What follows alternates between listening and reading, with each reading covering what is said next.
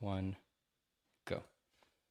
Welcome to the Third Apron podcast. It's an exciting one. It's one that we've been, I don't want to say waiting for a long time to do, because that implies that we're just sitting here giddily waiting for a small market team to lose their star.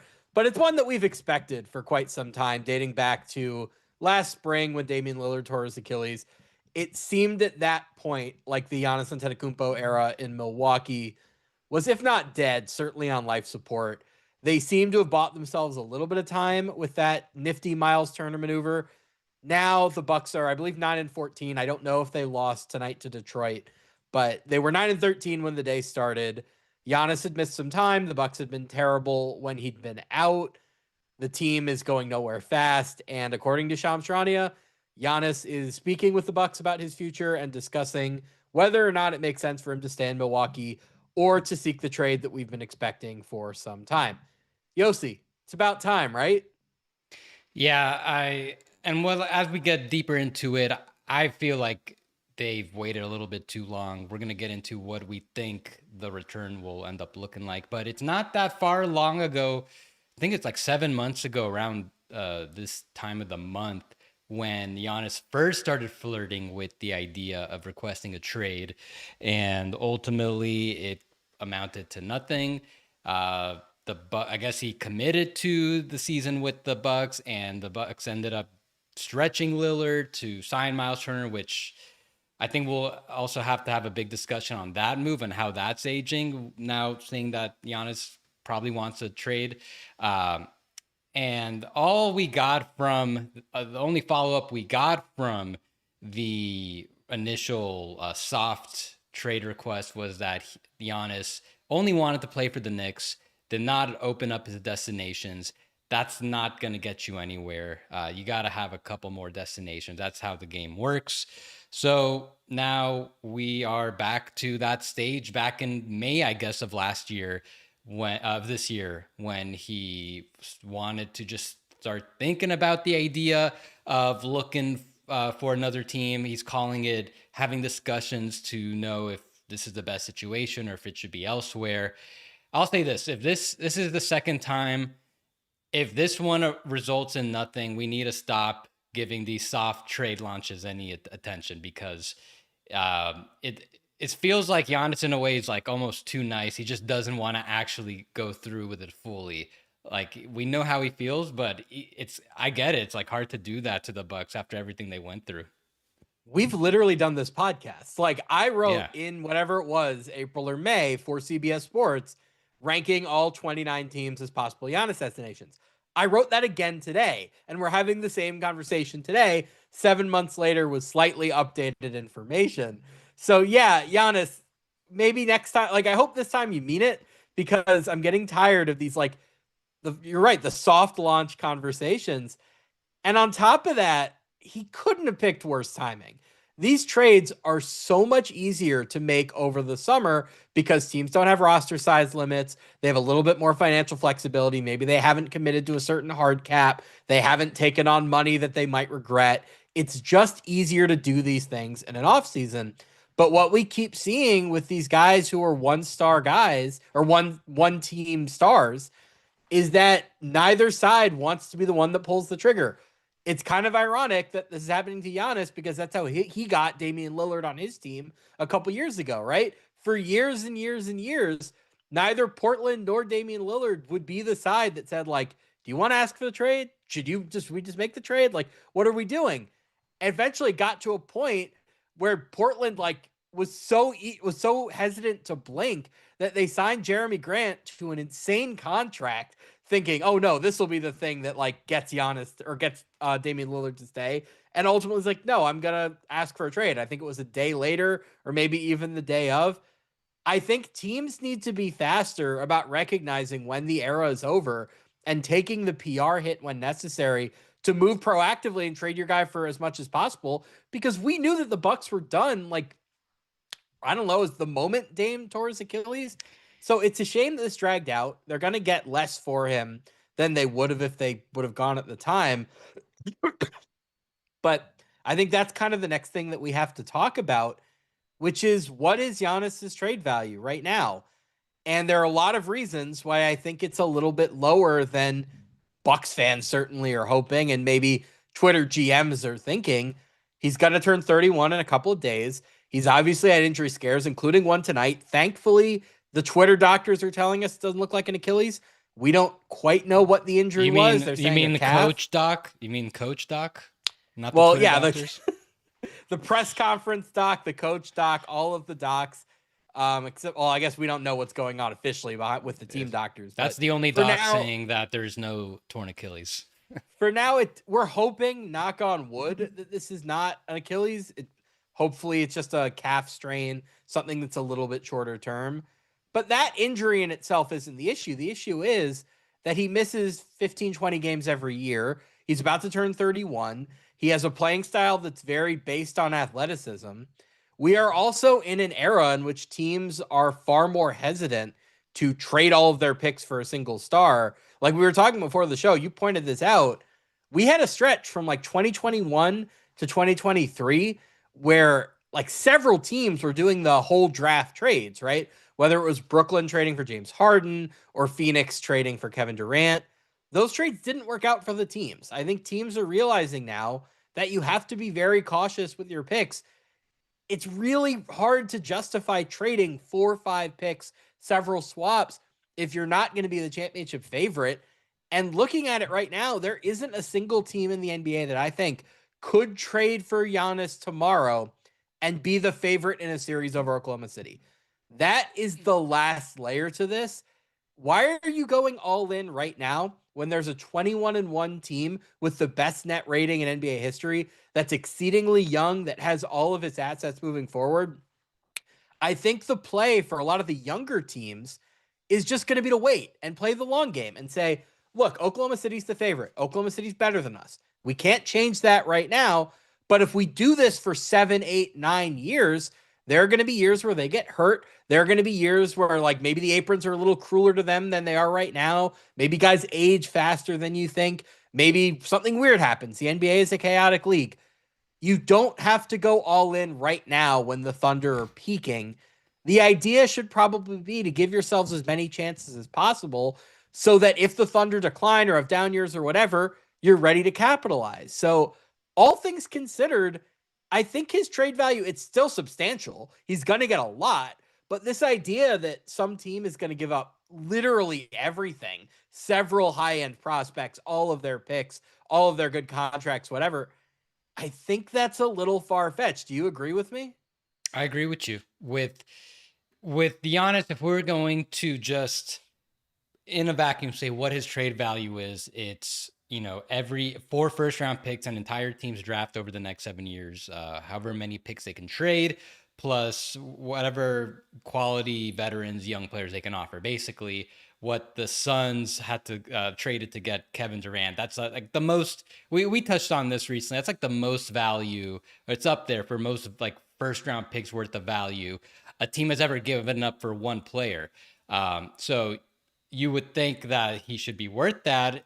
You could agree with that, like just philosophically. But then we also just saw Luka Doncic go for just Anthony Davis in 1 first, which mostly is just a huge mistake by the Mavs for doing that. But it's all over the place. Like, why does a 1-star go for all that, and then you've got a non-all-star like Mikal Bridges and Desmond Bane go for 4 first? So yeah, you mentioned there was the earlier part of the decade, really starting from 2019 when the Clippers gave up everything they did to get Paul George. Lakers gave up a lot of picks to get Anthony Davis. And then it slowly progressed. Like teams were really willing to give up a lot of stuff just for one all-star. And it kind of progressed every year. In 2022, the Wolves trade everything for Gobert. There's some other ones. And then it peaked with that KD trade. And now there are still these big draft pick trades happening. They're not quite as common as they were in the couple of years ago, or like 22, 23 when it really peaked. So I think the window for the Bucks to really truly capitalize on Giannis, that was the window when the Suns traded Durant. That was like the peak of all those, like that bubble, I want to say. And now it's the NBA is kind of like has crashed in a way where A lot of teams are now over leveraged with the amount of picks that they've traded. A lot of teams can't trade draft picks. A lot of teams can't trade even like a 2026 first round pick because so many teams traded picks in the odd numbered years, like 25, 27. So they can't trade a 20, even a pick this year. Now, so many teams are just like don't have flexibility. They're right at the at tax or the apron or whatever like spending threshold that they are not allowed to surpass. They're at it or over it for some teams. Like, well, I'm sure we'll touch on the Cavs for example. I think they can make a nice package for Giannis, but the new CBA basically makes it really hard for them to execute something because there's all these extra rules now. So I, if you ask me, the true they should have traded him like 2 years ago before they got Dame, like right after they flamed out versus the Heat. Um, that would have been the time. Obviously, back then, after they traded for Dame, it resulted in Giannis extending. He added more years on his contract, so you bought more time and increased his trade value. But now, 2 years later, you're kind of back to that position that you would have been in 2023 had he asked for a trade. You've got the same amount of time left. You only have one more year after this season before Giannis can opt out and become a free agent. So he has total control. That's I don't think that's like really been explained recently that he really has a lot of control. Now, we know that the Knicks are his preference. The big difference is that they don't have cap space. They're going to be, once Mikal Bridges' extension kicks in next year, they're going to be over the second apron. They're not going to have any way to sign him outright in free agency. So they got to do a trade. We'll get more into the details about that kind of stuff later with each team specific. But I've gone through it as far as like a midseason trade, like, and that's the worst part, the timing of it, that it has to be now. It might be a midseason trade. The Bucks would get more if this is done in the off season. So now you're involving that aspect.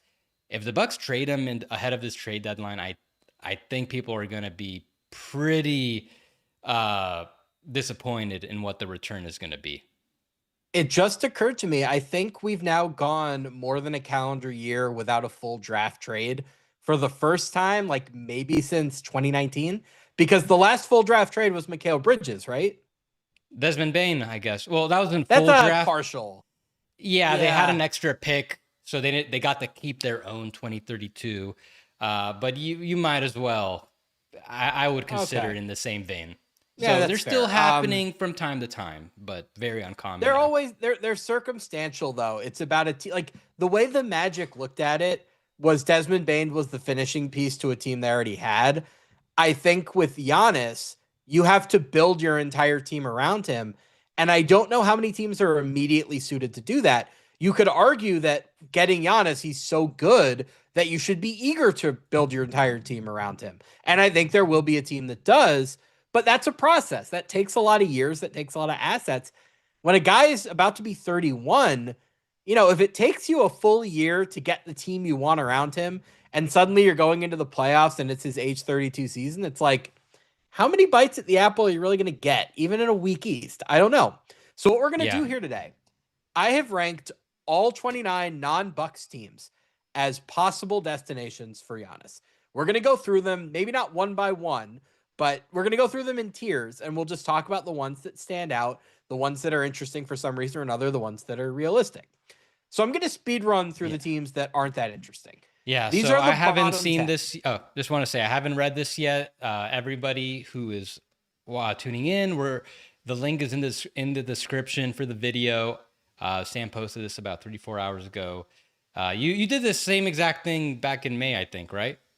I do this when any star of substance becomes available. I did it for Anthony Davis a few weeks ago. But so I'm going to go through but you did it for Giannis too, right? Yes, already? I did it for Giannis in May, and we did a podcast about it back then. So I'm going to go through the bottom 10 teams now. These probably don't merit much discussion. Tell me if anyone stands out to you. There's one I kind of wish I'd ranked a little bit higher.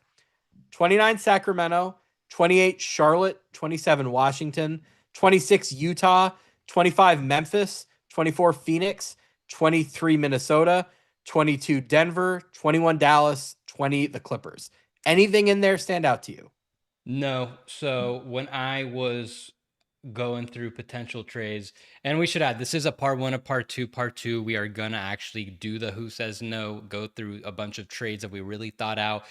None of these 10 teams that you listed sparked any interest in me to come up with a trade. So I don't think any of these teams either make sense as far as a competition, which is mostly tier 11. And then, yes, none of these teams could make something happen, but also like the Clippers and Mavs with the crises they're going through right now. I don't think they even, that's probably not a situation Giannis would necessarily be interested in right now.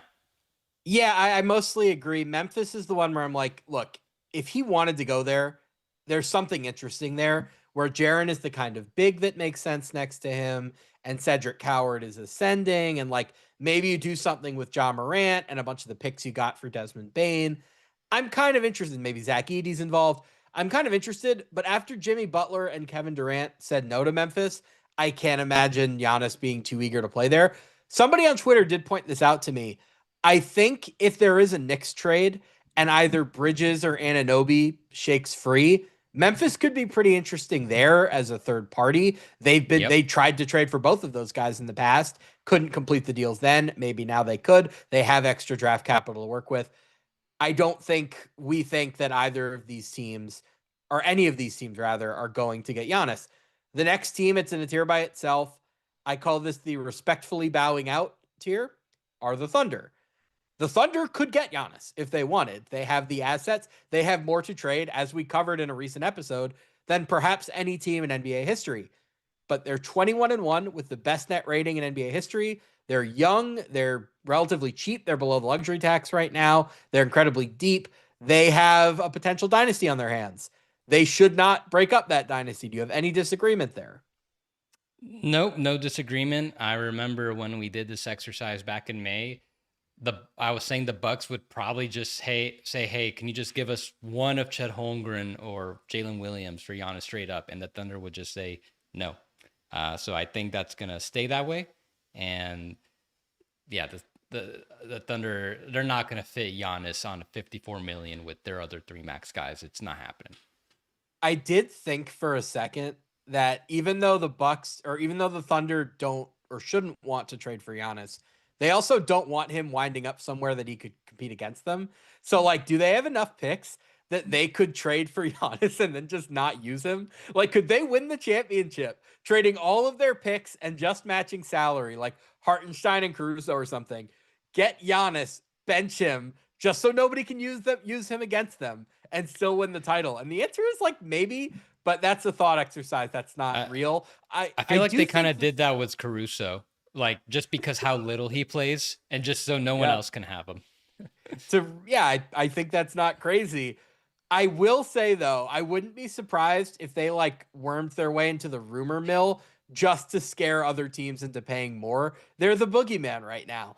And I Yeah. think teams right now have a hard enough time believing that anybody can beat Oklahoma City. If they got Giannis, it's kind of game over. So I wouldn't be surprised if they put out some feelers just as a way to scare somebody else into paying more, but they're not actually going to do this. Next Yeah. here, these are the facilitators. New Orleans at 18, Portland at 17. I actually kind of thought about Portland as a Giannis team for a second. They obviously have two pretty notable former Giannis teammates in Drew Holiday and Damian Lillard. They have Milwaukee's picks, which are very, very valuable. The Bucks would love to have those back 2028, 2029, and 2030. Denny Avdia is growing into a borderline all-star player. They could trade some of the other young guys back, whether it's Scoot Henderson, Jaden Sharp, Donovan Clingan. I thought about it for a second, but the reality here is Giannis would not want to go there, so we have to rule them out. New Orleans, no chance in hell they're getting Giannis, but they do have some draft control for the Bucks.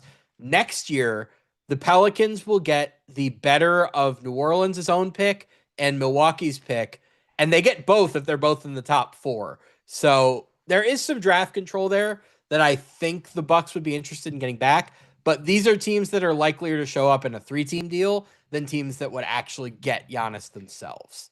Yes, these are two teams that we've been circling. I'm just not sure what exactly Portland could do right now. I think they'd want to wait a little bit because that first swap is in 2028.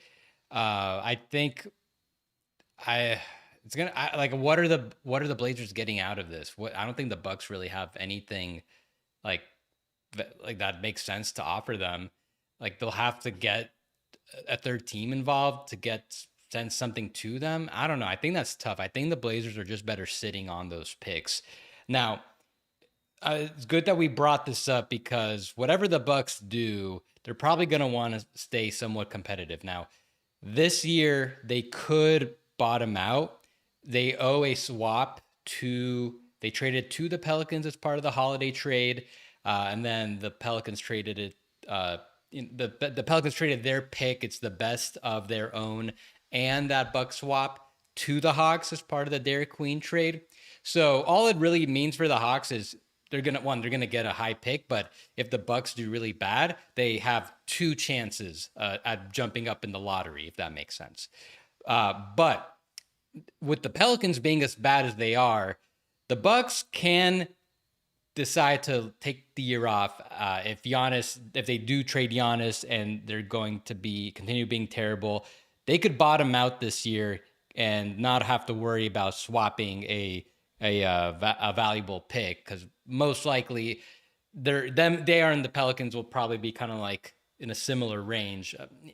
They're not gonna. It's very unlikely they're gonna give up a more valuable pick. So they'll probably get their own pick. Whether they do something good with it and identify the right player, that's a whole nother question. But I think they can bottom out this year and then try to get back into it. So I do think the return will probably have some sort of uh, veteran based uh, players, I guess, some veterans to help them stay competitive. So I'm glad you bring up the Portland idea. I do mostly agree with you. I would sit this out if I were them because I just frankly don't trust the Bucks to be good between 2028 and 2030, even if they do get veterans. Like, oh, say they get Karl Anthony Towns and Mikal Bridges. So what? They're going to be bad in 2029 and 2030. Those guys are going to age. So if I were the Blazers, I probably would sit it out. Here's where it gets a little bit interesting. Say, I don't know, the Warriors get involved for Giannis or some other older team. If you're Portland and you have a chance to get like Golden State's unprotected 2032 pick for one of those Milwaukee picks, that's worth considering just as a matter of diversifying, right? Like in a perfect world, yeah, you'd love to have a bunch of picks from a bad team, but you'd probably like to have picks from a lot of different teams just so you're diversified and like, oh, one team is better than expected, but this other team is worse. So we still get to benefit that way. So maybe there's a situation where like Golden State trades for Giannis or some other older team and Portland chimes in and says, "Hey, we'll give the Bucks back one of their picks, but we want one of your picks instead or two of your picks instead, whatever it is." It's unlikely, but we saw this happen with Brooklyn and Houston when Brooklyn traded Mikal Bridges to the Knicks. I wouldn't be terribly surprised if Portland worked its way in from there. From this point, I think we've crossed the threshold into somewhat plausible. Not likely, but I think these are teams that are probably having meetings and at least talking about it. 16 Boston, 15 Philly, 14 Orlando. Which of these teams stand out to you? Boston.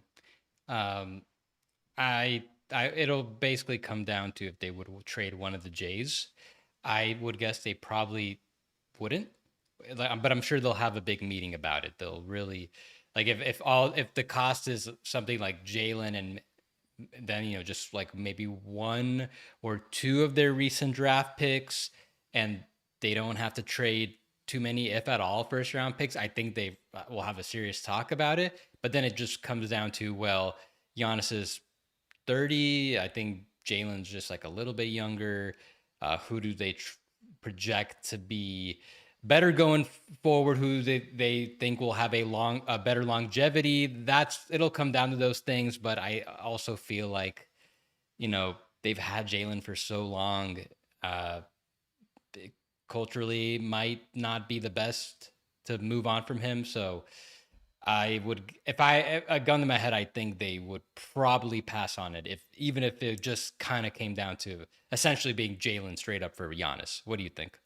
Yeah, I think the Celtics would say no if it was Tatum for Giannis, and the Bucks would say no if it was Jalen for Giannis. I think that's mostly where it ends.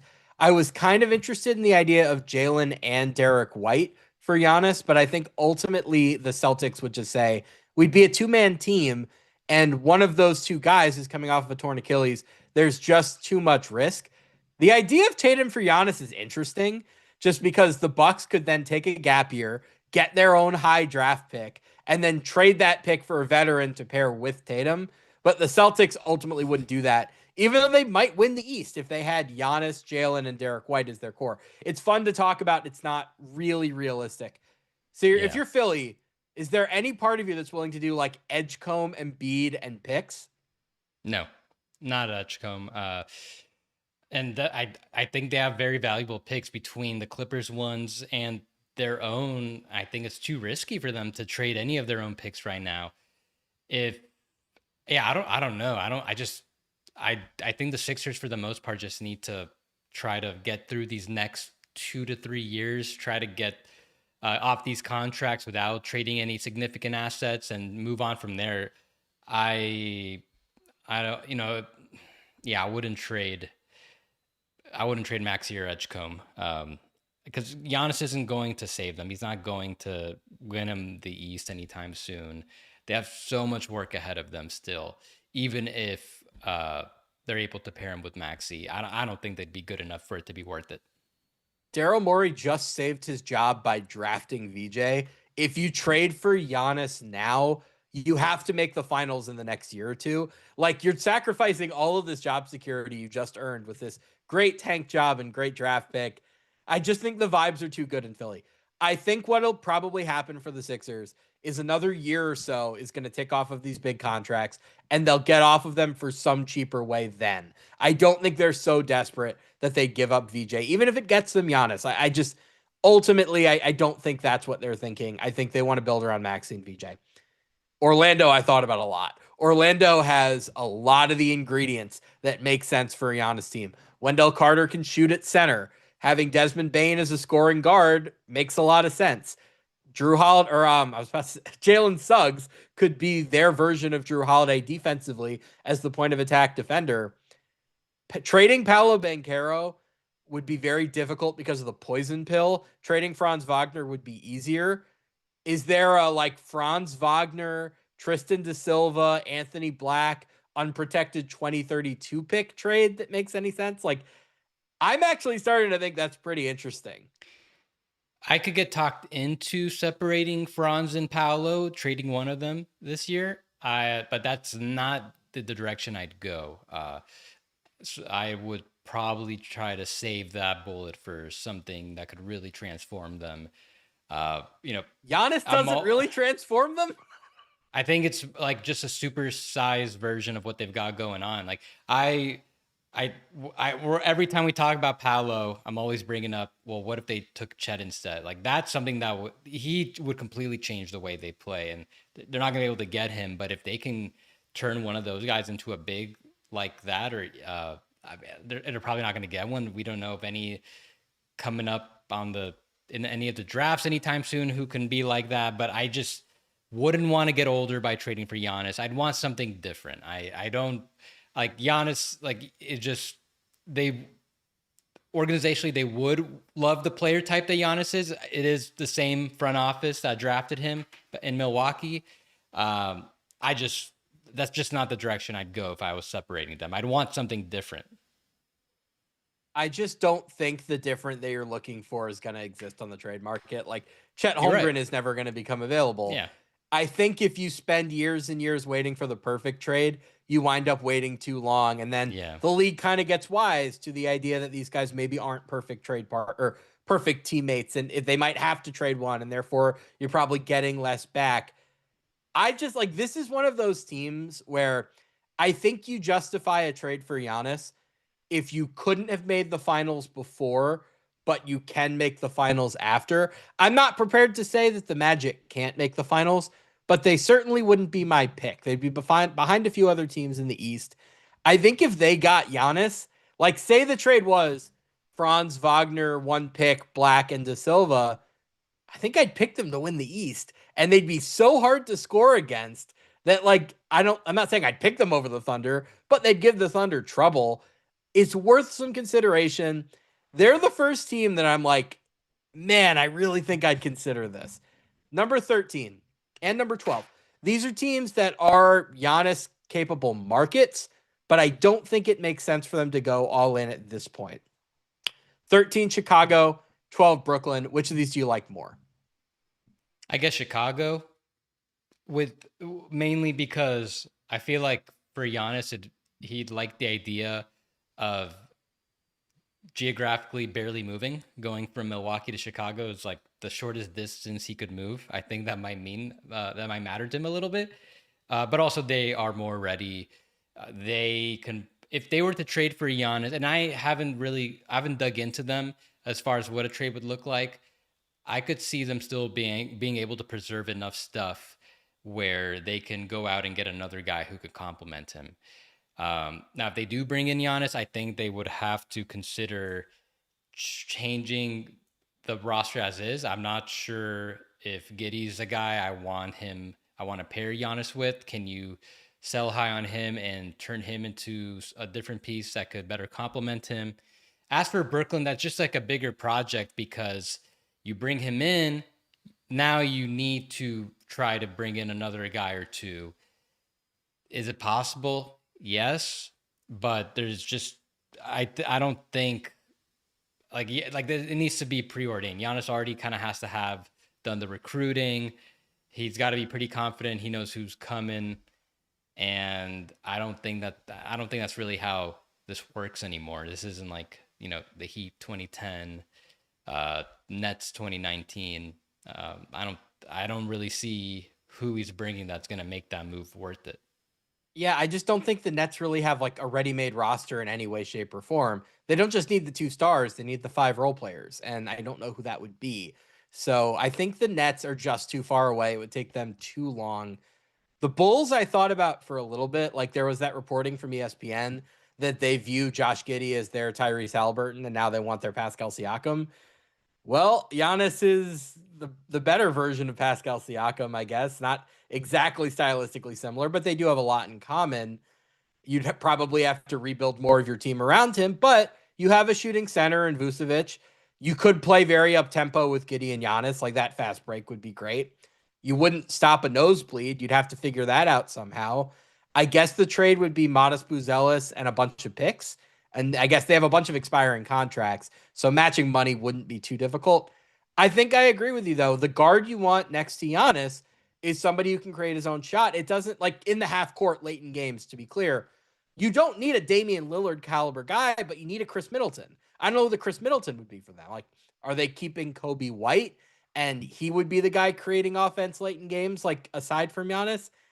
I don't know that he's good enough for that. And that also creates defensive issues because Giannis would be the only guy in that core who's like a good defender or better. So I don't think either of these teams really make sense. Maybe with follow-up moves, but you're right. Here's the first one that I have a trade for that I want to talk to you about. Cleveland. Okay, we've talked about Cleveland and the difficulties that they would have. They don't have picks to trade. They're way above the second apron. Fine. They'd have to shed $22 million just to legally be able to aggregate. Mm-hmm. So here's what I'm going to pitch to you. Evan Mobley to Brooklyn, Evan Mobley to Milwaukee, along with a bunch of salary. So let's say DeAndre Hunter and Max Strus. Jared Allen to Brooklyn for free. You're just taking on a contract. Congratulations, Nets. You're getting him back, full circle moment. And the Cavs get Giannis and Miles Turner. So in order to get an all-NBA player who's 24 years old, the reigning defensive player of the year, and Evan Mobley, the Bucks have to give up both Giannis and Miles Turner. And if you're the Cavs and you have a top 4 of Garland, Mitchell, Giannis, and Turner, I mean, dear God, how good are you? That gets you right to around the $22 million that you have to shed. You'd have to include some smaller names in there, a little bit more money, but it's broadly feasible. Have I talked you into this? Because this is a pretty fun idea.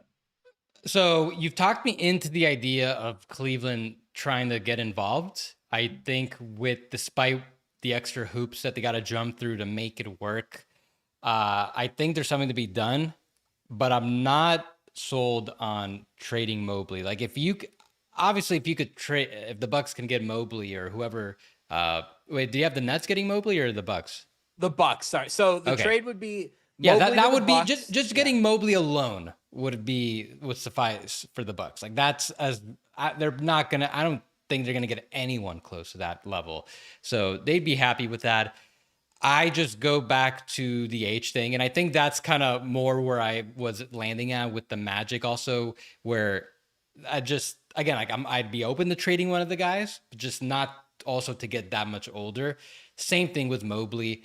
And I think I want to pair Mobley with Giannis. If I'm bringing him Giannis, I want to pair him with Mobley. I don't want to trade Mobley. So I guess we're doing our one who says no of this episode. I I'll couldn't give you resist. I mine. love this idea so much. No, I think it's good to talk about this one here because it's definitely not going to happen. I'm going to pop it out right now. So you basically need to trade either Mobley, Mitchell, or Garland. When LeBron was quickly having that, I don't know, whatever that was in June, that he might not be happy, whatever cryptic message Rich Paul said, and people were trying to come up with trade for the Cavs. Same deal, and people were doing like Garland, Hunter, Strus, I guess Allen instead of Strus. Same kind of thing that you just laid out. Here's my proposal. I think I'd want to stay younger, and I'd keep Garland as well. So I'm proposing trading Mitchell, Jared Allen, and then just to make stay below the second apron, make it all suffice. You're also sending out Lonzo, Thomas Bryant, and Larry Nance, and then you're bringing in Giannis. You do this at the trade deadline, so then you can backfill the roster while staying below the second apron. It would work. I would rather pay Giannis a 35% max now than potentially have to pay Donovan Mitchell that 2 or 3 years from now. I know this is very long-term thinking, and it's going to radically change a lot of things about the way the Cavs operate and play right now. But if you can get Giannis now and pair him with your young core of Mobley and Garland, I would just, for me, it's a long-term decision where Mitchell's the guy I would just move. I wouldn't be surprised if maybe the Cavs even just not bring him back in 2 years when he has that player option. Do you really want to pay him that 35% max? So if you can just raise your championship odds for the next 2 years with Giannis on this contract, I think this team wins the East. What do you think? I don't think the Bucks say yes to that. Why do the Bucks want Donovan Mitchell? All we've talked about all season is how nobody wants to trade for guards. Because they want to stay competitive, and they're also Allen's involved. There's the Cavs could trade one pick in like 2033. Like I think they might look at that and squint really hard and say, hey, that's a good trade. Let's take it. That might be the best offer still. Yeah, the Mobley one would be like far and away better than everything else I could possibly fathom. But a Mitchell one would also be really good for them. Yeah, you think Mitchell would be happy in Milwaukee? Like what Mitchell would do? He's happy in Cleveland. Yeah, because they're good. The Bucks wouldn't be good. It's not a market thing. It's a competitiveness thing. Like Mitchell would force his way out in a year, and where would that leave you? Like it doesn't make sense for the Bucks to trade for a win now player, A, on a shorter term contract, but B, like who just wouldn't want to be there. I don't know. I think it only makes sense for Milwaukee if Mobley's involved. Now, I understand the hesitance to include Mobley. I just think the Cavs are kind of in that danger zone where right now they're like the fourth or the fifth best team. And it's being the fourth or fifth best team is great. But do you want to be the fourth or fifth best team forever? Or do you want to take your shot at being the best team in the NBA? Because what I suspect is going to happen is the Cavs will lose at some point before winning the championship. Maybe they make the finals and lose to Oklahoma City. Maybe they lose in the second round to Detroit. Whatever it is. I suspect they're not going to win the championship. I suspect next year's team, just by virtue of the apron difficulties they're having, is going to be slightly worse than this year's team, just as this year's team is slightly worse than last year's team. And you just kind of slowly drip down where all of a sudden 3 years pass and you do have Evan Mobley in his prime, but you don't have many picks to build around him. Mitchell has declined due to age, and you're kind of just stuck in that 4, 5, 6 seed purgatory in the East. I think the idea of going all in here and now and saying, we're pushing our chips in for a 2-year run, a 3-year run, whatever it is, we're going to try to win the championship. It's not crazy. I'm not saying I think the Cavs would do it. I think they're one of the few teams with one of these premium young guys that could look at this and say, we're not good enough to win the championship now, but we would be good enough to win the championship with Giannis. So that's a really interesting one. I want to move on to some possible rental teams. These are teams where Cleveland very definitively, I think, would be a championship contender with Giannis. I'm not as sure about these teams. I'm not as sure if Giannis would want to stay with them. Number 10, Toronto. Number 9, Indiana. Number 8, Atlanta. Let's start with Toronto at number 10. I think Scotty Barnes ascending the way he has makes them a little bit more plausible. Like, that is a really, really impressive duo. They'd have to get more shooting, and I frankly just don't think they're as good as their record. We've talked about this. They're very transition heavy, and they're winning their bench units, not their starting units, which means in the playoffs, those are two areas that tend to not be as translatable. So Toronto was always in the mix when Masai was the GM. Masai is no longer the GM. I don't think that really matters. They've obviously won a championship with a rental in Kawhi Leonard. Masai made that trade, but I think everybody in the organization probably pretty acutely aware of that. Any interest in Toronto? I haven't thought about it, to be honest, but I think there could be some interest. It just depends on their willingness to get pretty unusual with the lineups, because if you're pairing Scotty with Giannis, and this was also kind of a discussion we'll get into with Atlanta, like how do you make this fit? Like, are you just making Scotty the point guard? Are you trying to trade RJ and quickly in picks, and then you're going super big like Scotty and Giannis for the points? Plus, you got Ingram, Pirtle, and the all those guards off the bench. Is that what you're going for? I think you'd have to somehow like give up all of your picks, give up all of your young guys, but I'd really be trying to find a way to get Turner back in this and trading Pirtle out, because or you just have to play Giannis at center, because I don't think shooting wise Scotty, Giannis, Pirtle is really viable. So like maybe it's all of your picks plus Grady Dick plus Murray Boyles plus Ingram plus I don't know RJ from there. Is that getting it for you? I'm thinking they got to do they want to do quickly RJ Pirtle, and then yeah, you probably have to trade every single pick you've got plus a couple of those young guys, because when we something we touched on in the last, I think our last episode, is that if a team's gonna, I pitched some Pirtle trade, that's, I think that's a pretty bad contract that they just extended him to. Oh, we You're are gonna very much in agreement there. That's a terrible contract. So they're gonna need to send out value for that. They need to send out extra value to bring in Miles Turner. So that's there's extra things that they have to trade besides getting Giannis. So yeah, I think they'd have to trade the kitchen sink to get that done, assuming they keep Scotty, which they definitely want to do. And that's absolutely a rental. I don't think there's any chance Giannis would tell them ahead of time, yes, I am eager to finish my career with the Raptors. So you'd be taking a big Yeah. risk. It's When too was the much for a last time rental. somebody did a full draft for a rental? Has that ever happened? A full draft for a rental? I guess Serge Ibaka. Not Oh, a full God. draft, but that was like, Well, in a roundabout way. Because that's Serge like Ibaka is, for those who don't remember, the cycle that got the Thunder what they have now started with Serge Ibaka. Because the Thunder traded Serge Ibaka to the Magic for Victor Oladipo and Domantas Sabonis, who they then traded for Paul George, who they then traded for Shai Gilgeous-Alexander and all the picks. So I guess in a roundabout way, you're right. Technically, Anthony Davis was a rental for the Lakers, but we didn't really think that was functionally a rental. So I don't think we've ever actually had a full draft rental. And that would probably be the case for Toronto. So they'd be breaking new ground. And I think if they hadn't started out the season this well, they might have been a little bit more amenable to that. But considering they're 15-7, I have a hard time seeing them doing that for a rental. Number 9, yeah. Indiana. There is some bad blood here. They have had some very contentious games. I also look at the idea of Halliburton and Giannis saying you have potentially 2 MVP candidates on your team if Halliburton comes back at 100%. You have a lot of supporting pieces. You could build the trade around Siakam, all of your picks, including this year's pick, which would be less valuable if Giannis was on the Pacers, but still pretty valuable since they started 4-19 or whatever they are right now. I'm intrigued. I like the idea of bringing in a high usage star to ease Halliburton's burden as he comes back to full strength.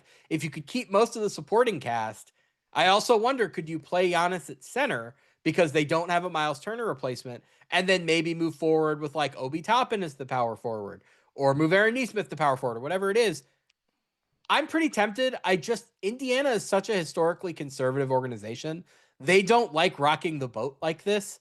I have a really hard time seeing them do it, but boy, am I tempted. I I brought up Indiana back in the original Giannis episode when, the first soft launch trade request, about how I think the Pacers could actually make one of the best offers between offering Siakam, um, Jarris Walker, Benedict Mathurin, and then they could trade 4 first round picks. I think they could get it done. And if Giannis actually wanted to be a Pacer, I think they have a viable enough package to suffice for the Bucks. And I think the Bucks would just do it. Where like if a guy that good just says, "Hey, I want to be there," then I think they'll just pull the trigger. The other thing is the Miles Turner aspect. I would guess if Giannis actually wanted to be a Pacer, then the idea of bringing back Miles Turner would probably also be in play. Would you trade?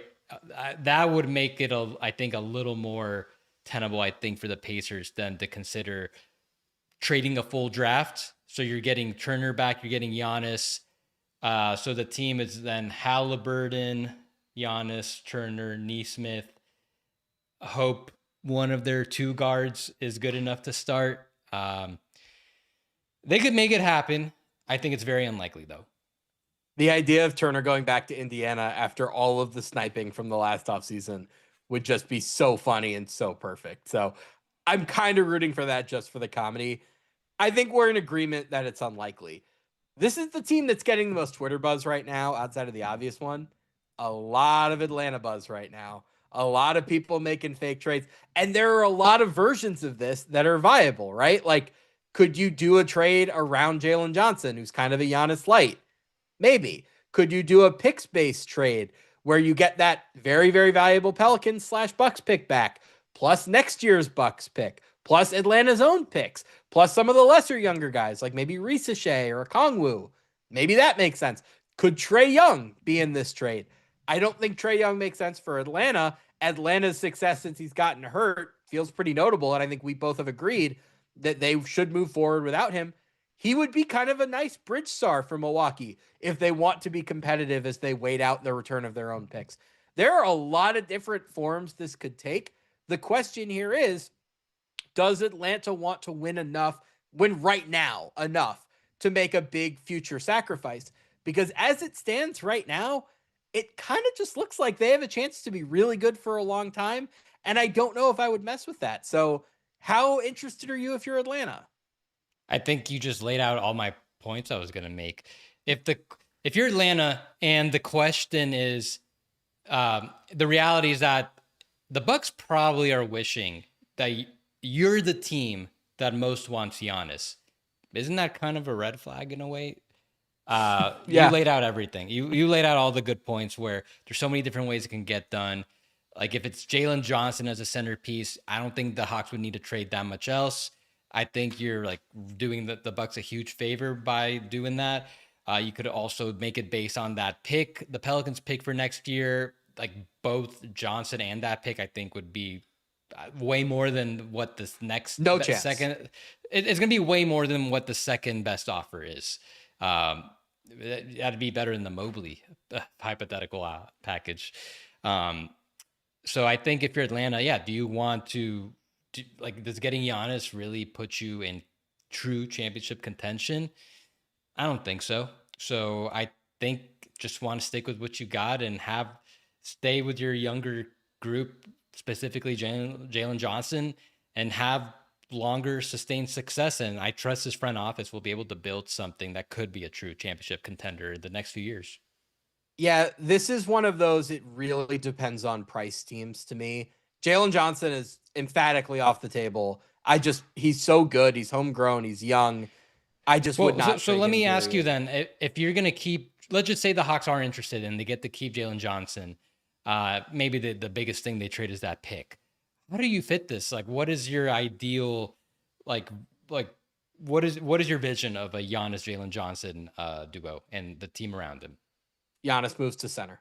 And then you play a lot of shooting around them. Like Nickeil Alexander-Walker makes sense. We'll see how Dyson Daniels' shot progresses and Zachary Risache. Like the idea would be those two as your front court and then get a lot of shooting and defense around them and roll with that. But I'm not even sure I'd give up that Pelicans pick. Like hypothetically, could you go to the Bucks and say Risache, Dyson Daniels, Trae Young, and like several lesser picks? Does that get you in the ballpark where like you could move forward with an idea where your core is going to be Jalen Johnson, Onyeka Okongwu, Giannis, Alexander Walker, and that Pelicans pick? Is that worth considering? Like they have so many assets and so many ways to do this that you might be able to do this without giving up your best stuff. If that's the case, I'd consider it. You do bring up a fair point, which that Giannis and Jalen Johnson are pretty redundant. I don't know if they are the best fit together. So from that perspective, it's not the slam dunk that I think some Yeah. people think it is.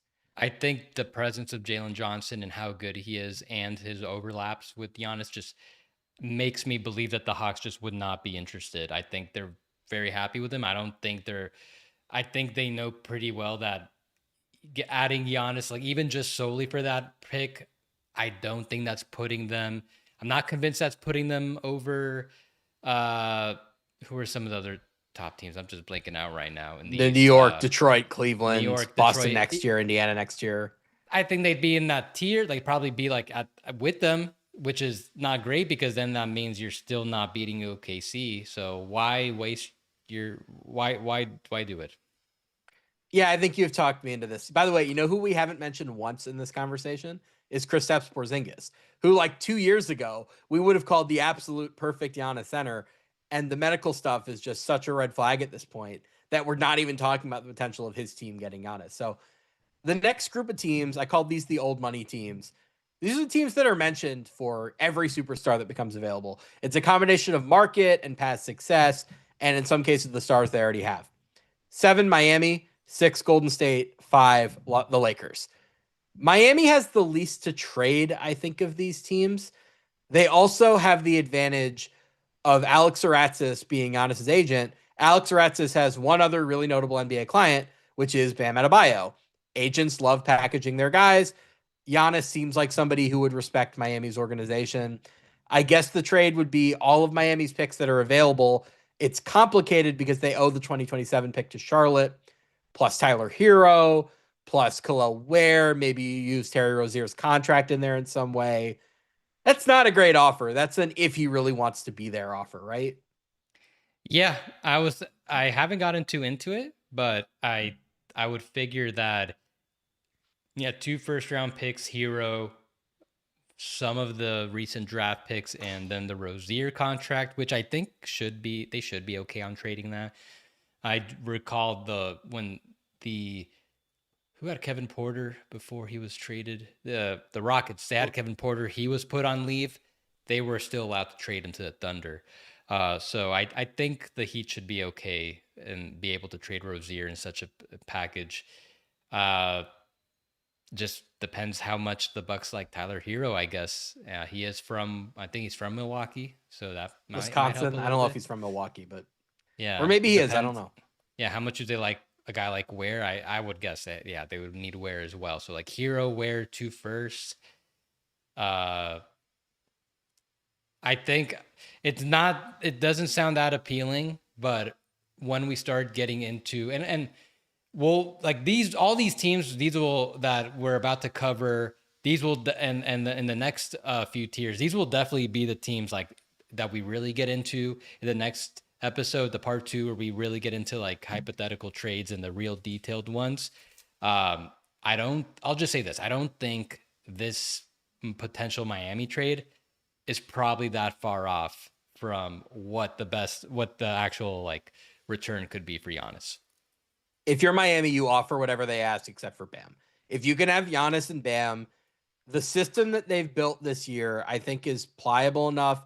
It's lifted the depth up enough that you could be pretty damn good if you had Giannis and Bam.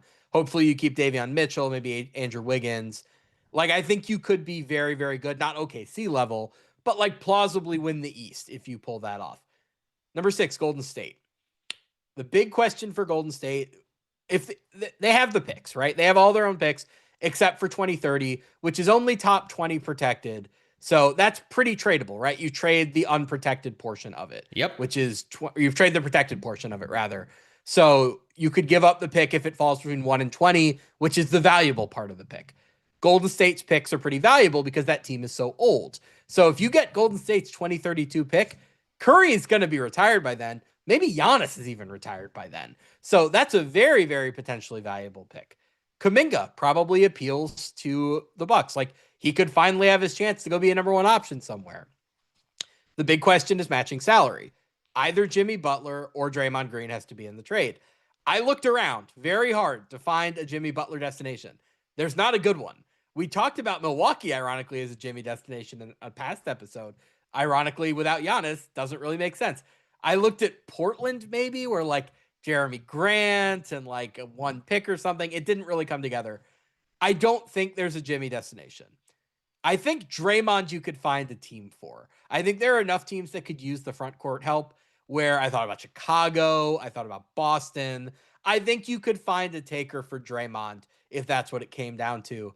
With the idea being for Golden State, it's going to be Curry, Giannis, Butler, and whatever role players we can put together. Do I think that's winning the West? Probably not, because I don't trust the supporting cast. It has not been very good this year.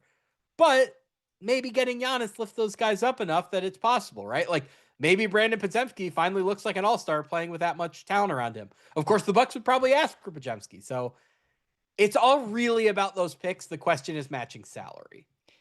Yeah, the Warriors have a ton of different ways that they can get something done. So I just want to say, as far as the Warriors, when we did this 7 months ago, we brought up the Warriors not like as a top tier Giannis suitor, but as a, well, if he really, really wants it, kind of like with the Knicks, they could probably put together something that makes sense for the Bucks.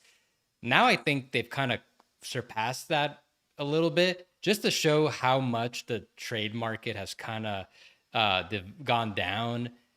And the impact of doing a trade mid-season can impact the return. I think the Warriors are now like a top 2 or 3 team now in terms of being able to get a deal done for Giannis. There's a lot of ways they can do it. If he wants to go there, I think they get it done. Top 2 or 3 is a bit much, just because there are teams we haven't talked about yet that have way more to give. But if Giannis is really thinking, I want to win the title in the next couple of years, Curry is like the single perfect teammate for him, right? Because we've talked about pairing Giannis with a star guard for years and years, and we saw what happened when you paired him with Damian Lillard, which was Giannis doesn't want to be a screen and roll center. He wants to be a point guard, right? Or a point forward, rather. Steph allows him to do that. He could have the ball as much as he wanted and still benefit from a star guard teammate. Those two were put on this earth to play together.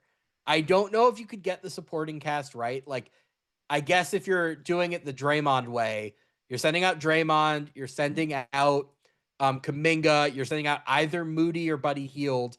I guess you're hoping to keep Moody, but the Bucks would probably demand him. So say you give up Moody, could you get Gary Trent back from the Bucks to help you out? Could you get back? I don't know. I guess Ryan Rollins is probably too much. You'd probably want to get a little bit more back, maybe make a follow-up trade. They can't buy out, right? Or they're a second apron hard cap, right? Yeah.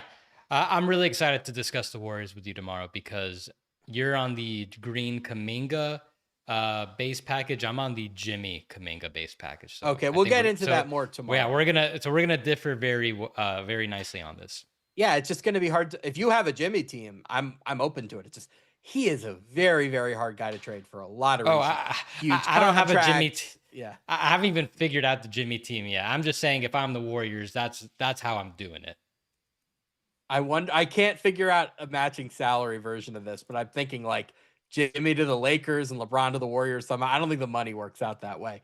Oh, Let's talk about the Lakers. that might be it. We'll see. The Oh Lakers yeah, Lakers. are fascinating here because Austin Reeves is now good enough to plausibly be the centerpiece of a Giannis trade. As unbelievable as that sounds, he is going to be an all-star. He is the highest scoring number 2 option in the NBA right now. He's averaging around 28 points a game. The problem here is Austin Reeves is going to be an unrestricted free agent next summer. So there are 2 ways this could go. If the Lakers wanted to make a trade now, they could just trade Austin without his permission. But the Bucks could not extend him at his number. He is just he's not making enough to plausibly extend. So he'd be a free agent. Would Austin want to re-sign in Milwaukee when he potentially has max offers from Brooklyn or the Clippers or Utah or wherever? My suspicion is that he would want to feel out the market. So that makes this difficult. You could do this in the offseason as a sign-in trade. The Lakers would have more picks to trade at that point. But you'd need Austin's consent, and I don't know that he would give it to go to Milwaukee. So that's the roadblock here. But if Austin Reeves is amenable to going to Milwaukee, you'd have to give up a lot of talent, or a lot of salary rather, just to match money. So it would have to be like Rui Hachimura and Maxi Kleba and Gabe Vincent. Dalton Connect probably too. Just they have to send every dollar they could because they have to refill the back of the roster with as many minimum guys as they can. They have 1 tradable first round pick right now, either 2031 or 2032, but they could do 4 swaps in either 31 or 32, in 30, in 28, and in 26. Basically, for this to be plausible, the Bucks would have to really want Austin Reeves. Do you think they would? I think they'd like him. It's kind of like the Heat's offer with Tyler Hero. I think that's kind of comparable, where some like not just necessarily that they're similar type players, but if that's the centerpiece and you only have like a handful of picks off, or just depends how much you like the guy. Like I think they'd like either guy, but if those are the best offers that they have on the table, do the Bucks even trade him right now? Do they hold on and just wait to see the market reset a little bit in the offseason? So I I would guess that the Lakers probably don't have a strong enough package right now in the trade deadline. I think there would be better ones. What I'm trying to figure out, like I came up with a basic trade, kind of like the way you just laid out in a 2-for-2 team trade based on Reeves, the 1 first, the 4 swaps. Is there something also kind of like with the Warriors trading Jimmy, where the Lakers then trade LeBron, not only to get more value to the Bucks, but also to you're getting off that $50 million salary, and now you can replace some of the depth that they didn't give up. Like if you're mainly giving up like Maxi and Vincent, okay, you didn't give up that much depth, but if you're also giving up Ruby, Dalton, Reeves, then can you trade LeBron and try to get some guys back that can help with the loss of shooting from that trade, from a third team or from the Bucks? Not that the Bucks have that much shooting, but yeah, that's where that's what I'm really trying to pinpoint for tomorrow's episode. I would guess they probably don't trade LeBron, but if there was something, a destination, a third team that he'd be interested in, and it helps get them through the finish line, I think maybe that could be enough. Because we just saw Kevin Durant at age 37 go for the 10th overall pick, Dylan Brooks, Jalen Green. Like I gotta imagine LeBron might not have that value, but that's still significant. If KD could go for that, then I'm sure he could extract a little more positive value to the Bucks in that scenario. Yeah, I mean, the issue there is the no trade clause, right? How many teams would LeBron even be willing to go to? I don't know if he'd be willing to accept any trade for that matter. So Probably that's kind Warriors. of the difficulty there.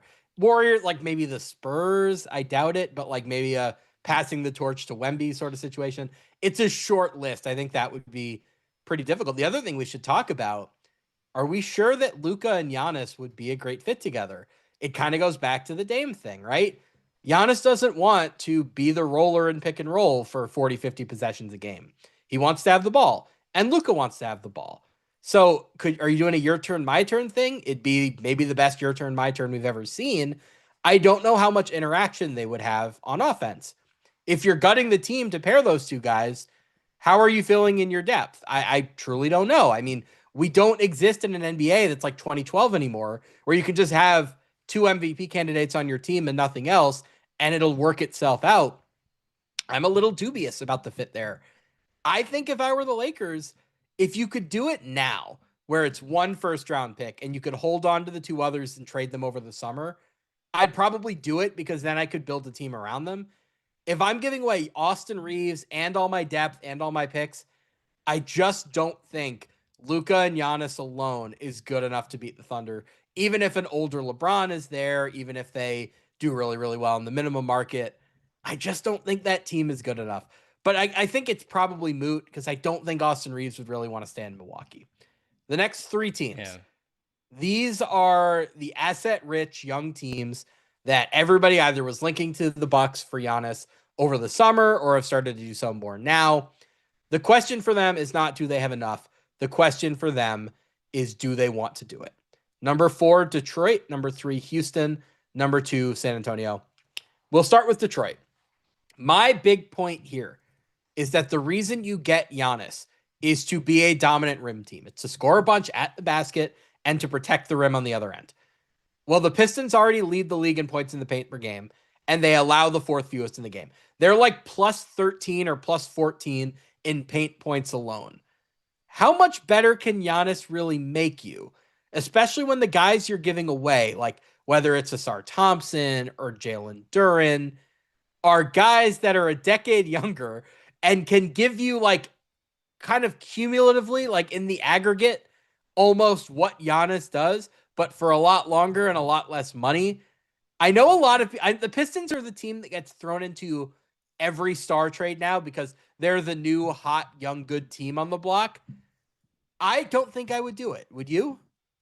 No, I wouldn't do it, especially if you have to trade one of Jalen Duren or Asar Thompson. I just want the youth. I think that between those two leading their defense, I think they kind of have enough there to add Giannis. Now, even adding Giannis to the mix, like, let me ask you this. Do you think they can get it done without trading Cade, Asar, or Duren?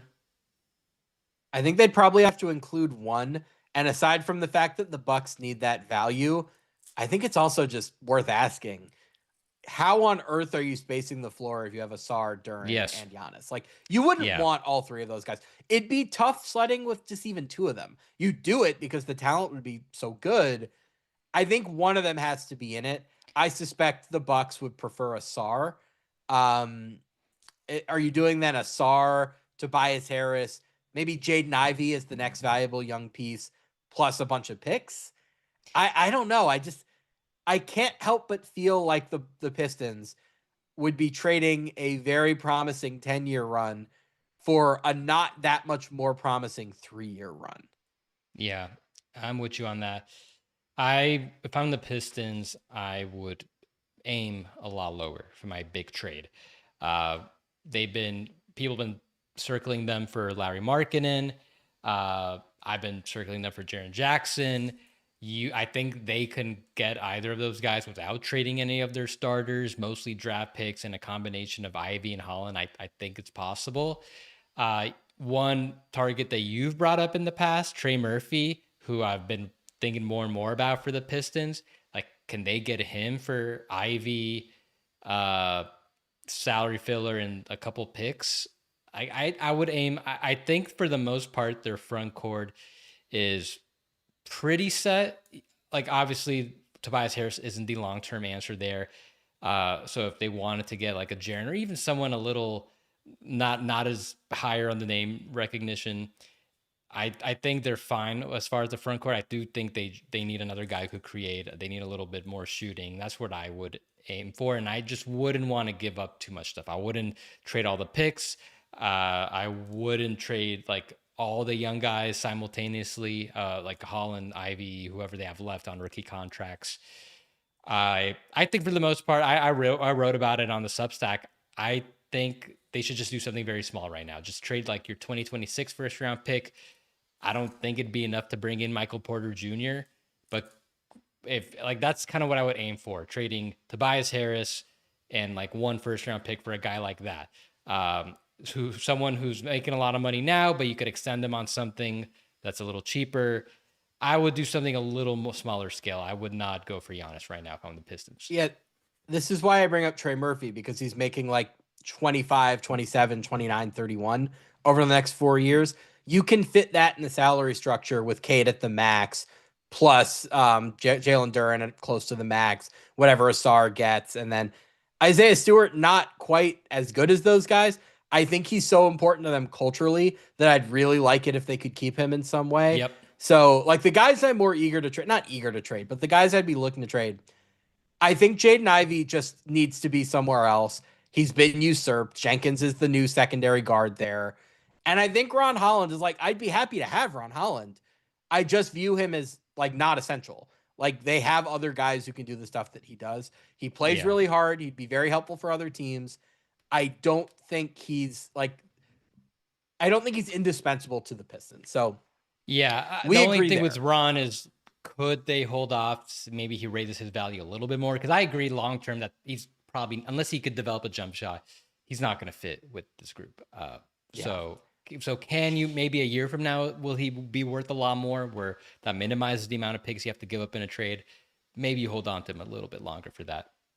We agree, though. The idea here is to be opportunistic. Don't just go all in. Like, wait for your guy, whoever that is. Make a smaller trade if it's out there for you. Like, don't rush. You've got a good thing here. I feel the same way about Houston. I am just like planting my flag on this. Houston shouldn't make any big trades. I just love what they have. They're great. They're good enough to genuinely compete with OKC right now. As far as those future Phoenix picks, that future Brooklyn pick, they're very, very valuable cash of draft assets. I would just be thinking about using those picks to draft players and keeping an incoming cycle of cheap depth coming. And hopefully you hit on one of those picks and get a star. I don't think there's any impetus to do this. The roster they have right now really doesn't make sense for Giannis, right? They're not a shooting heavy team. You'd have to make substantial changes. I don't think Amin Thompson really makes much sense next to Giannis. I'm guessing the trade, just from a salary standpoint, would be built around Alperen Şengün. So like maybe Şengün and Van Vliet plus picks, another young guy, whatever. I guess you'd have enough shooting with Jabari and Durant and Reed Shepard to make that work. But does Giannis make sense with Steven Adams? I guess you could maybe get away with that with the shooting they'd still have. But I just like what Houston has enough. They're playing so well. They have such a distinct identity. They have so much long-term flexibility. And Şengün is just so damn good that I just wouldn't be eager to break this team up. I don't think doing that for a 31-year-old really makes all that much sense. They're one of these teams that could be very, very good for a decade. Do you really want to go in all in right now around a 31-year-old, a 36-year-old Kevin Durant when you have the chance to be this good for this long and Oklahoma City is already this good? My instinct is no. Yeah, I think what is, I might be using this phrasing incorrectly. Like, you know how they say like this is the sum of the parts, or it's not the sum of the parts. Like I feel with Houston, what, like everyone from their top 5, 6 guys brings something that, like, if you just deduct one of them, I think like it all kind of falls apart in a way. It was a lot different 7 months ago when Şengün was thought to be the centerpiece of a Giannis trade. And this is after it was his first playoff appearance, but kind of shaky, but it's fine. Like he was like, I think he's fared pretty well. Like no one expected perfection. Now he's an all-star. I think trading him now is a way harder thing to think about. Obviously, Durant, they're keeping him. They just brought him in. Jabari was Is Durant another trade guy. restricted, just out of curiosity? Because he Nope, signed the extension. he can be traded immediately. I believe if he didn't do it, I think he could be traded immediately. But now Jabari, there's one, that poison pill provision, but even trading him right now, I think they need to keep him right now. Reed is so important to what they've got going on. They're not going to trade Amin. So I do have a trade. That I'll save it for tomorrow, but I'm with you basically, like with everything you said. I don't think Houston should do it for what would realistically be required to get it done. Of these three teams, San Antonio is the one that makes the most sense to me. It doesn't mean I would do it, but I think there is a price at which it makes sense. Few reasons for that. Number one, I think Victor Wembanyama is like uniquely perfect as like a theoretical, not just Giannis teammate, but like asset to pair with Giannis, in that he could be so good for so long that even after Giannis cycles out, you don't really drop off because you have the best player in the league. But his timeline also might be shortened by the injury risk that comes with being 7'5", 7'6". So it might make sense for San Antonio to go for it now. There is some redundancy in their asset pool. Like we both suspect that eventually they were going to be forced to trade either Castle, Fox, or Harper.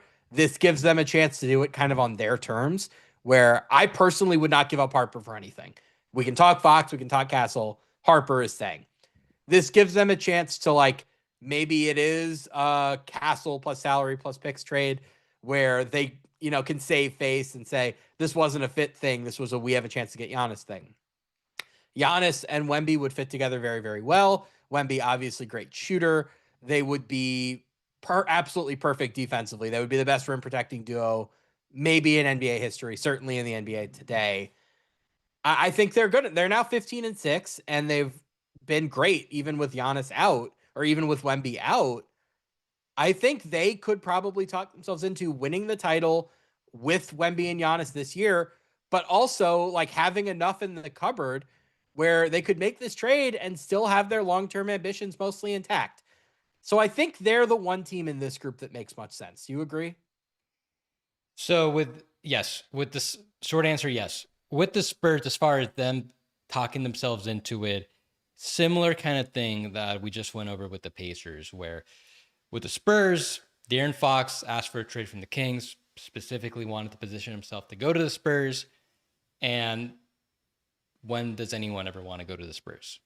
The Spurs took it. They didn't have to give up anything. The biggest cost was that they had to give him that max extension, which I think won't be. That Minnesota pick they gave up is not nothing. That's a pretty valuable pick.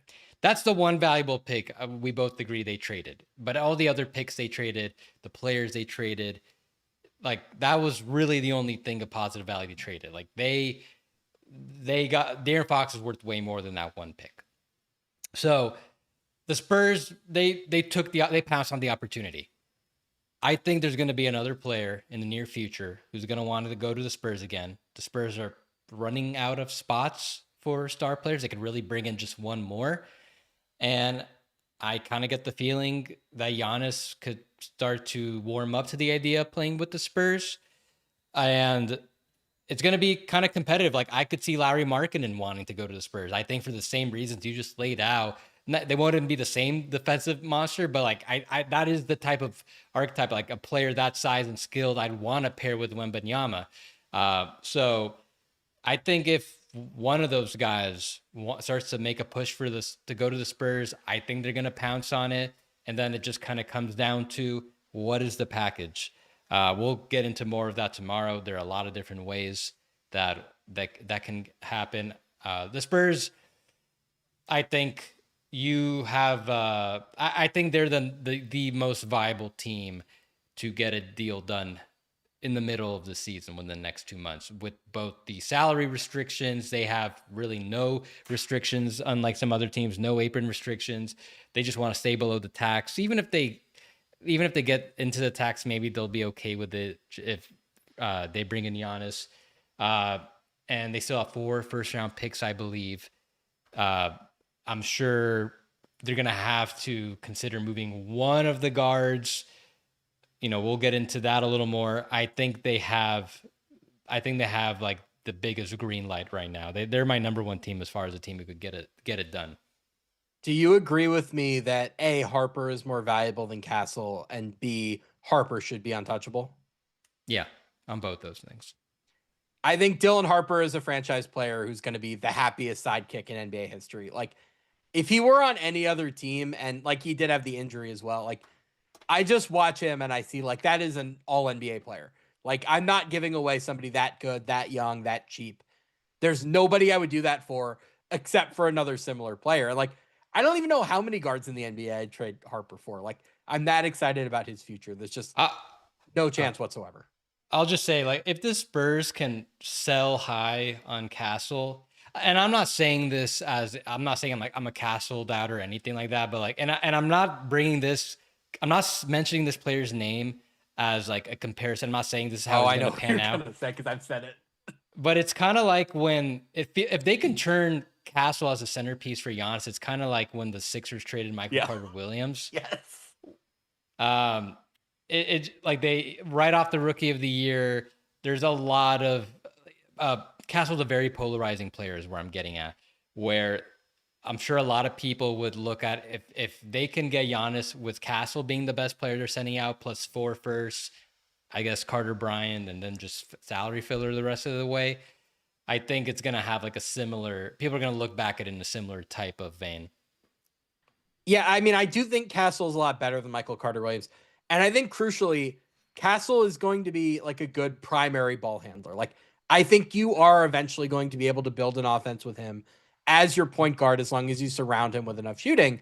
The danger the Spurs were going to have was that they were going to go into a playoff series and nobody was going to guard Castle on the perimeter, and that was going to plummet his trade value.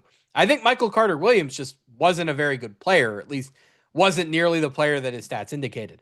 I don't think that's the case with Castle. I think Castle would be very good in the right circumstances.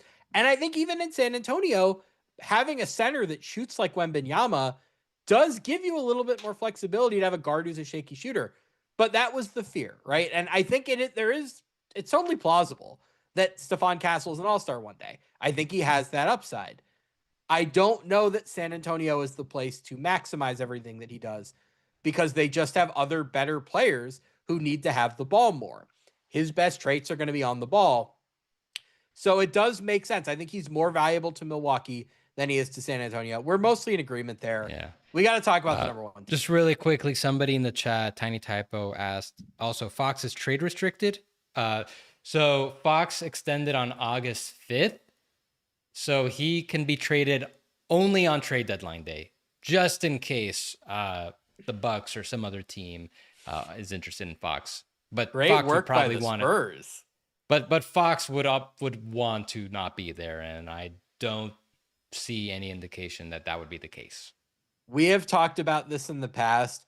You would be stabbing Clutch in the back if you traded Fox, and you really do not want to piss off Rich Paul. He's just one of the most powerful people in the NBA. He went out on a limb for you to get Fox to San Antonio. Like, that's just a very dangerous game to be playing. So we got to talk about the number one team, and I don't think anyone's surprised.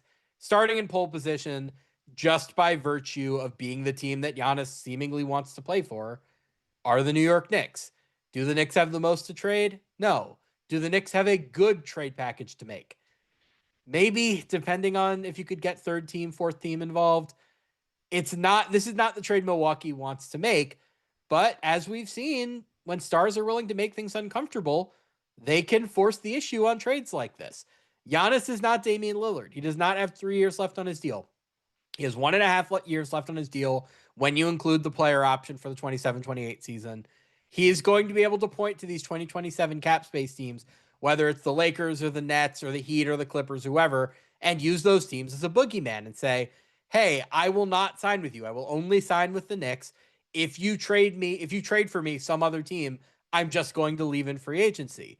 So the question here is, how uncomfortable is Giannis willing to make this? And how much are the Bucks willing to compromise? Because Giannis would have to make it very uncomfortable and the Bucks would have to compromise a lot. But if those two things happen, we could potentially see this going. So, Yossi, you have the cap sheet up. I'll let you cook here. Sorry, I just got very distracted. My mom crashed the chat and just said, just gave me some support. Love you, Mom. So I talked about the Knicks today. I was on Knicks Fan TV with CP. We had a good conversation about everything. A lot of obstacles for the Knicks, starting with their cap sheet. They are hard capped to the second apron. They're above the first apron. So they cannot exceed they're about 150K below the second apron. Either way, they can't increase their payroll in the trade. They got to do dollar for dollar. So that's already a big obstacle. So ideally, if the Knicks could really have their way, they would just do Cat and another minimum salary and just make it work. I think realistically, they're going to have to trade one of OG or Mikal Bridges as well, just to get the ball rolling on the value proposition to make the Bucks remotely interested in doing something. Um, I've got some ideas.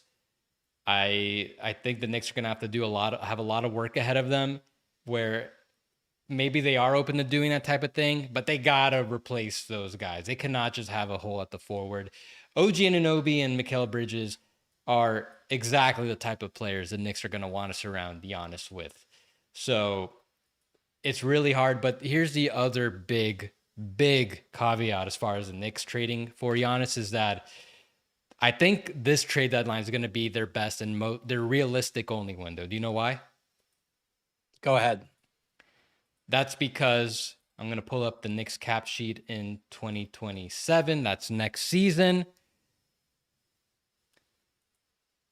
Mikal Bridges is going to have that big extension kicking in. They're going to be over the second apron most likely once they fill up the roster, extend Mitchell Robinson if they bring him back, or maybe trade him for someone else that they couldn't extend. Like, this team's going to be over the second apron, and if they were to trade for Giannis, they're going to be hard capped over to the second apron. How are you going to put a really competitive roster with this much, with like $10 million or so? It just minimums the rest of the way. So they could trade for him later, but if they really want to maximize their chances at competing for multiple championships, it's best that they bring him in earlier. One, so they avoid that second apron hard cap next year. They have a deeper roster next year. But also, the earlier you start making these moves, the easier it will be. It's going to be tough, filling up the roster spots and filling in the back end of the roster. It's going to be tough no matter what. But the earlier you start doing that, the faster you'll get to seeing this through, if that makes sense. We got to talk about, Milwaukee presumably would probably prefer to trade Karl-Anthony Towns and whatever they got from the Knicks for more assets from other teams, because I don't really see the appeal in having Towns and Bridges and being a 40-win team for the next few years.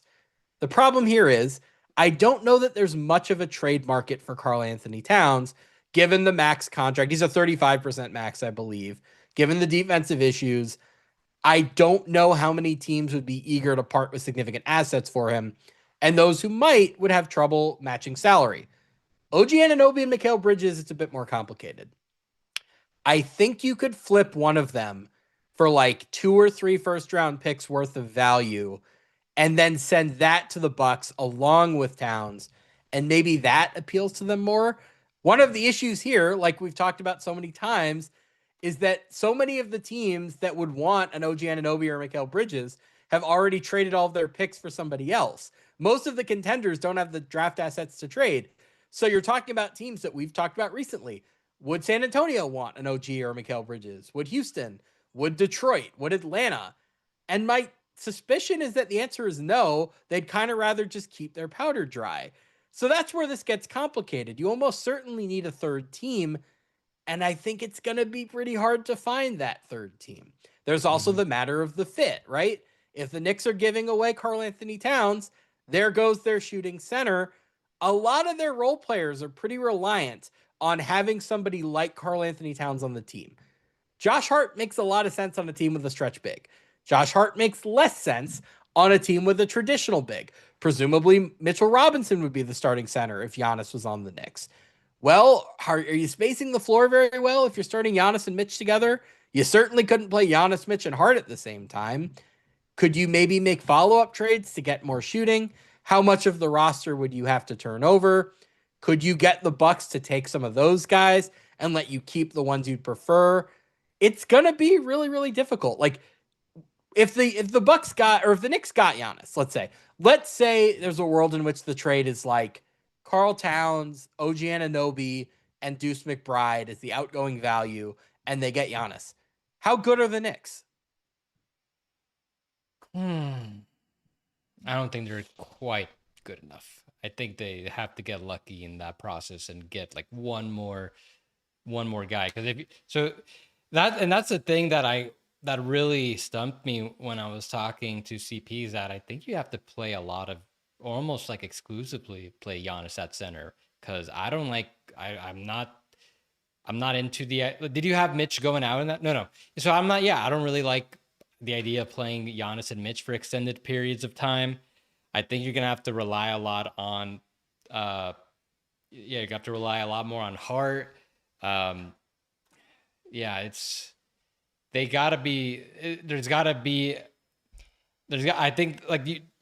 How am I trying? I'm trying to figure out how to say this. Like they got to find the perfect trade that like replaces some of the things that they're giving out. I just don't know if that's out there. I'd feel a lot better about it if they could also get Miles Turner in the trade. The problem is they're gonna have a hard time reaching the Giannis asset ceiling as it is. To add Turner on top of that, I just don't know if they have enough. Like they barely have enough to potentially even get a forced Giannis, like where Giannis is really sticking his thumb on the scale. I don't think the Bucks are going to be very eager to help the Knicks by sending them Turner also, unless they believe Turner is a negative value asset, which I know some people do believe. I don't think the Bucks do because they just gave him the $90 million contract. So, like, I don't know. Maybe there's a version of this where the Knicks send out Towns and OG, and maybe they send Mitch to Milwaukee to play with Cat and get Turner back somehow. I don't know how to make that work. But that's the only version of this where I think the roster makes sense because so many of the role players the Knicks have are so distinctly meant to fit with the team they have at this moment, not a Giannis team, which is just a very different sort of team.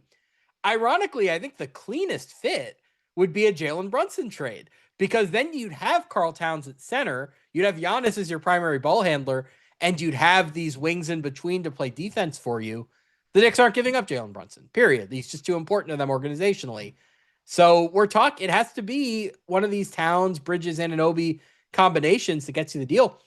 Would you maybe consider keeping Towns, giving up Bridges and Anunoby? Like, would your wing defense just be so depleted then? I think that's a non-starter. I think I Um, agree too. let's just say there's a lot of interesting puzzle pieces that would have to be moved to make it all fit and be right for the Knicks. I'm excited for tomorrow's episode. I've got something. Yeah, that seems like a nice place to wrap it up. Tomorrow, we will get into more specific mock trades that we have actively put thought into as far as how are we matching salary? Who could the third team be? Is the asset valuation proper? We're going to get into that tomorrow. For now, I wrote this story ranking all 29 teams on CBSSports.com. I will have some mock trades I'm publishing tomorrow. Yossi, are you writing about this? Do you have anything else you want to plug?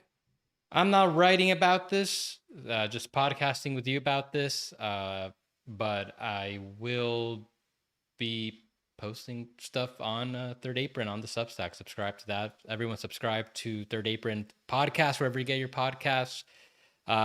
Tis the season and trade season. It's really begun. Uh, 12 more days. Really, no, I guess now it's December 4th, 11 days until most recent free agents can become trade eligible. Just very interesting timing that Giannis is putting this out there. Uh, we know to hopefully get out as soon as possible, maybe. So I think he wanted to do this now because they have a schedule. They have a stretch on their schedule coming up where they play like in a 7-game stretch. It's like Indiana, Memphis, Chicago, Hornets, Wizards, Hornets, like something like that. I don't think he wanted to risk them going on a winning streak and him having some bad will. He wanted to do this at the bottom, therefore he did it after Wizards lost. But well, that's a good place to wrap up. So he's not tomorrow going to we will play in be those back. games now. Right. We will be back tomorrow. Keep an eye out for that for mock trades. Yossi, pleasure as always.